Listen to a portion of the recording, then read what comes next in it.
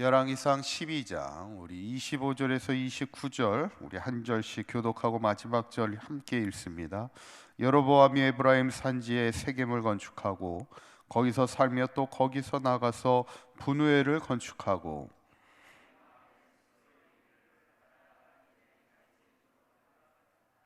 만일 이 백성이 예루살렘에 있는 여호와의 성전에 제사를 드리고자 하여 올라가면 이 백성의 마음이 유다 왕 된 그들의 주 르호보암에게로 돌아가서 나를 죽이고 유다의 왕 르호보암에게로 돌아가리로다 하고,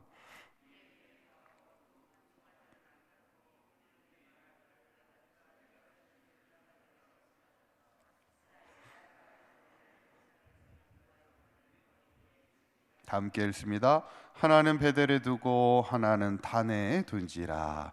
아멘. 할렐루야.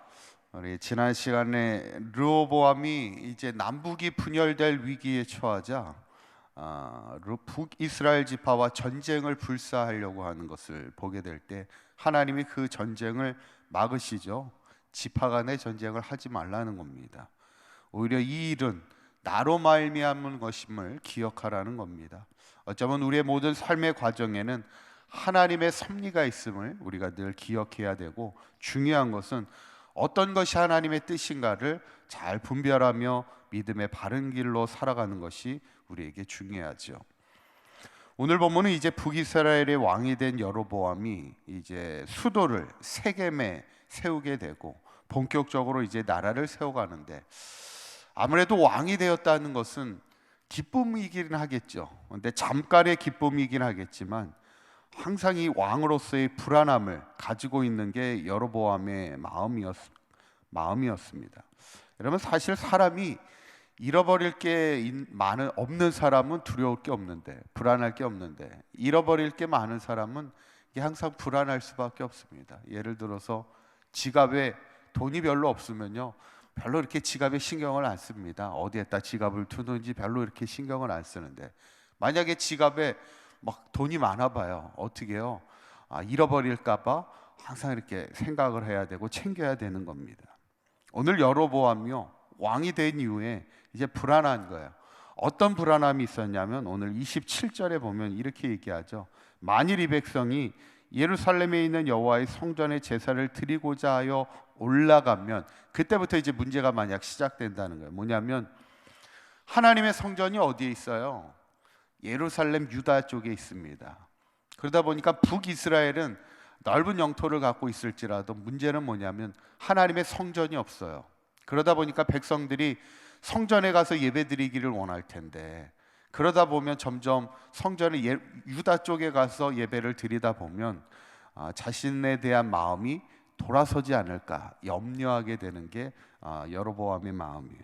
그래서 결국 여로보암이 예루살렘 성전을 대신할 뭔가를 만들어야 되겠다 생각을 하게 됩니다. 그래서 어떻게 합니까? 28절에 있는 말씀이 그거예요. 한번 읽어볼까요? 시작.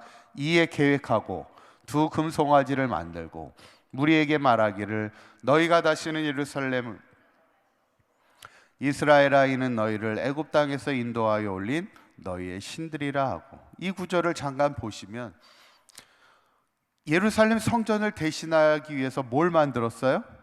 두 금송아지를 만들었어요. 그리고는 여로보암이 그들에게 뭐라고 얘기하냐면 이제 예루살렘에 갈 필요 없어. 성전에 갈 필요 없어. 이 두 금송아지만 섬기면 돼. 그러면서 뭐라고 얘기하면 이스라엘아 이는 너희를 애굽 땅에서 인도하여 올린 너희의 신들이라, 이렇게 이야기합니다. 이 구절은 우리가 과거에 출애굽 때 이 구절을 들어본 적이 있어요. 금송아지를 만들어 놓고 이 금송아지가 우리를 애굽에서 인도한 신이다, 이렇게 이야기한 적이 있습니다. 언제입니까? 모세가 하나님의 산 호렙산에 올라갔을 때 밑에서 백성들이 금송아지를 만들잖아요. 그래서 금송아지를 만들고 이것이 우리를 애굽에서 인도한 신이라고 그들이 춤을 추며 막 노래를 했던 그때가 있었는데, 아마 여로보암은 그때를 기억해내고 이스라엘 민족을 예루살렘 성이 아닌 뭔가 다른 것으로 묶어낼 방법을 생각하다가 바로 금송아지를 만들게 되는 거예요. 그리고는 29절에 보니까 하나는 베델에 두고 하나는 단에 둔지라. 그러니까 지금 북이스라엘의 지도를 보면 단은 맨 북쪽을 얘기하고 있고 베델은 맨 남쪽을 얘기하고 있습니다. 그러니까 북이스라엘 나라의 남과 북이 하나씩 이렇게 두게 됨을 통해서 이것을 통해 예루살렘 성전을 대신하고자 했던 것이 여로보암의 마음이 계획이었다는 거예요. 근데 사실 이게 뭐예요? 엄청난 죄입니다. 지금 하나님을 섬겨야 될 이스라엘 백성을 향해서 금송아지를 왕이 만들어주고 그 금송아지가 하나님이라고 이야기하면서 이제는 예루살렘 성전에 가서 예배할 필요가 없이 이제는 금송아지를 섬기면 된다라고 얘기하는 것이 여로보암의 죄죠. 물론 왕으로서 백성들의 마음을 하나로 모으는 것이 중요하긴 하겠지만 그것이 잘못된 우상을 섬기는 걸로 인도하는 어떤 여로보암의 큰 죄를 우리가 보게 되죠. 제가 요즘에 읽고 있는 그 책 가운데 이런 이야기가 있습니다. 우리가 세상을 살다 보면 많은 사람들이 하는 얘기 중에 어떤 얘기가 있냐면 좋은 게 좋은 거야 막 이렇게 이야기를 합니다. 이 좋은 게 좋은 거야 이 말이 무슨 뜻이에요? 모든 것을 다 이렇게 허용해 주는 것이 좋은 사람의 어떤 기준인 것처럼 이야기를 한다는 거예요. 그런데 여기에는 상당한 위험성적인 말이 많다는 거예요. 특히 하나님을 향한 신앙으로 살아가는 사람들에게는 진리라는 것은 뭐예요? 좋은 게 좋은 게 아니라는 거예요. 어쩌면 오늘 여로보암이 이 하나님을 향한 신앙을 버리고 하나님을 성전을 버리고 그 우상을 금송아지를 만들며 그것을 섬기는 것, 어쩌면 우리가 신앙의 진리라는 것은 좋은 게 좋은 게 아니라는 거예요. 진리라는 것은 지켜야 되는 것이고 변함이 없어야 된다는 거예요. 오늘 여로보암이 그 금송아지를 만들어서 세웠던 곳이 베델이라는 곳이 단과 베델이라고 그랬죠. 여러분 베델이 어떤 곳입니까? 베델이 누가 하나님을 만났던 곳이잖아요. 누구예요? 이스라엘의 아버지였던 야곱이 처음으로 하나님을 만났던 장소가 베델이잖아요. 하나님이 여기 계시거늘 내가 알지 못했습니다 고백했던 그 신앙의 자리가 베델인데 그곳에 금송아지가 세워지는 거예요.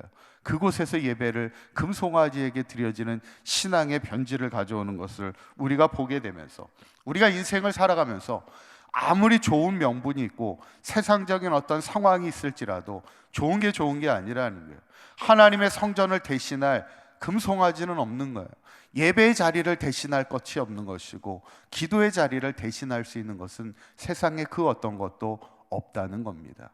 어쩌면 우리가 신앙으로 살아가면서 하나님에 대한 진리만큼은 우리가 변함없이 지켜야 되는 것이고 좋은 게 아니라 분명한 믿음의 바른 삶을 살아가야 되는데 바라기는 우리 사강계 모든 성도님들이 한평생 믿음으로 살면서 하나님의 신앙의 만큼은 하나님의 자리를 굳건히 지키며 마지막까지 신앙의 변함없는 신앙으로 하나님을 예배하며 하나님만을 섬기며 살아갈 수 있는 저와 여러분들의 인생이 되시기를 주님의 이름으로 간절히 축원합니다.